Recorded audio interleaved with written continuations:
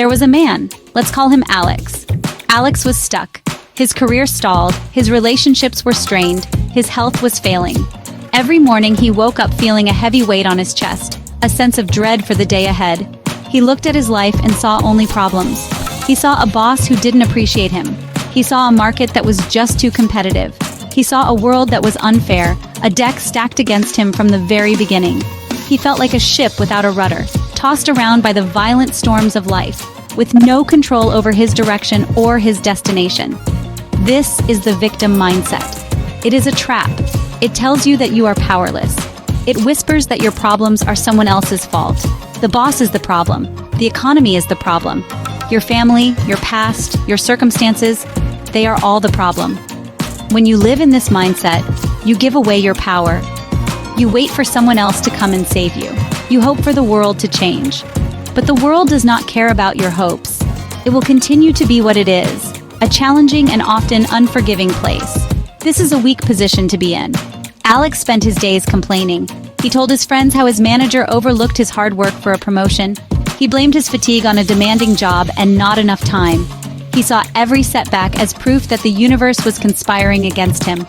Each failure was not a lesson, but another brick in the wall of his own personal prison.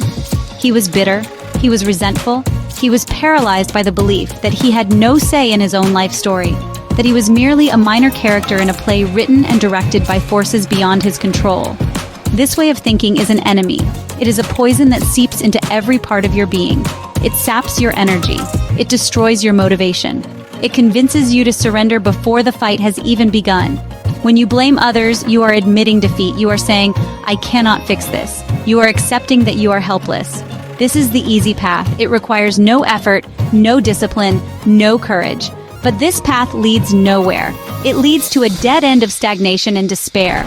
It is the path of the victim, not the victor. One day, after a particularly bad review at work, Alex hit his breaking point. He was angry. He wanted to blame his boss, his team, everyone. But then, a different thought emerged. A simple yet powerful question. What if it's my fault? What if he was the one responsible?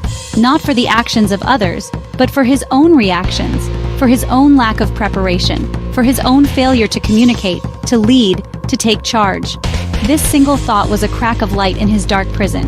It was the beginning of a profound shift. It was the first step toward ownership. Radical ownership is simple. It means you are responsible for everything in your world. Everything. The good and the bad. The wins and the losses. It is not about blaming yourself. It is about taking control. When a project fails, you don't blame your team. You look at what you could have done better as a leader. Did you provide clear instructions?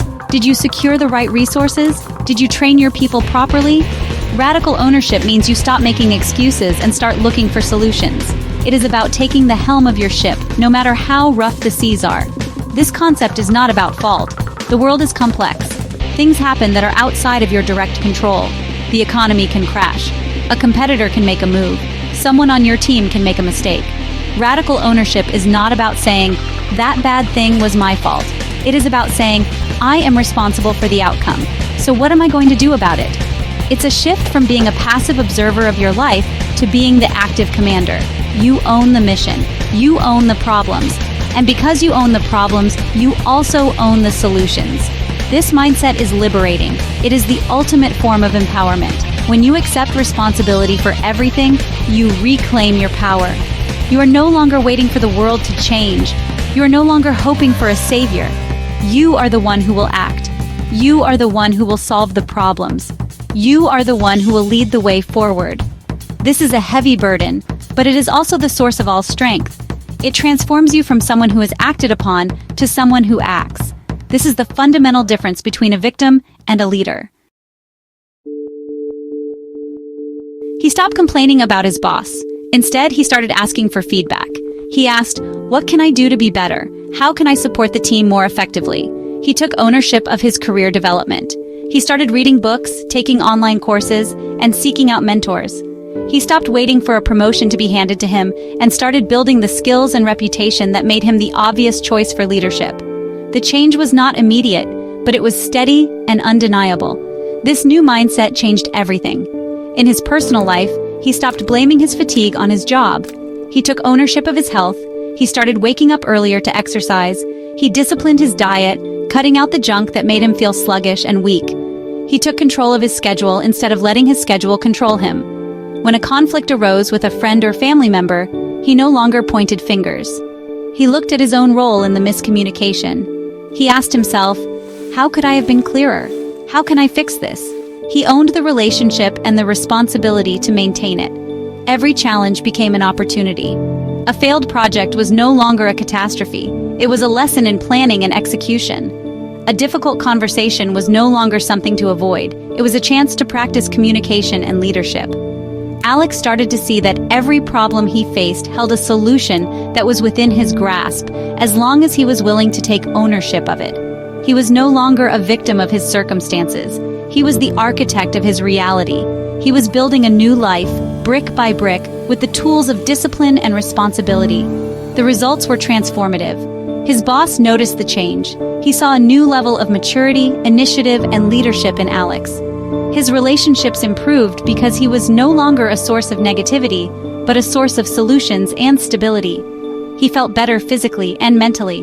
The weight on his chest was gone, replaced by a sense of purpose and control. He was no longer drifting. He was navigating. He was in command of his ship, and he was steering it toward a brighter horizon. This is the power of taking ownership. So how do you practice this? How do you start? You start small. You start now. The next time something goes wrong, no matter how small, resist the urge to blame. Stop yourself. Then ask the question, what could I have done differently? Maybe you were late to a meeting because of traffic. Don't just blame the traffic, own it. You could have left earlier. You could have checked the traffic report. Take ownership. The next time, you will be prepared. This is a small victory, but it is a victory. And victories build momentum. Practice humility. Ego is the enemy of ownership. Your ego wants to protect you. It wants to tell you that you are right and everyone else is wrong. You must silence that voice. You must be willing to admit when you have made a mistake. You must be willing to accept criticism and feedback without getting defensive. True confidence is not believing you are perfect. It is knowing that you have the strength to own your imperfections and the discipline to work on them. A true leader absorbs the blame and passes the credit. Take action. Ownership is not a passive belief system. It is about doing. If you see a problem, you own it. You don't wait for someone else to notice. You don't hope it goes away. You step up and you take charge. You develop a plan. You execute that plan. You lead. Even if it's not your job, even if you're not in charge, you can always lead. You can always take ownership of your small piece of the world and make it better. This is how you build trust. This is how you become a leader that people want to follow. The path from victim to victor is forged through radical ownership. It is not an easy path. It requires discipline, courage, and humility. But it is the only path to true freedom and success. When you stop blaming the world and start taking responsibility for your life, you become the master of your destiny. You are no longer defined by your circumstances. You are defined by your actions. You are no longer a passenger. You are the driver. You are in command. So get after it, take ownership, and go win.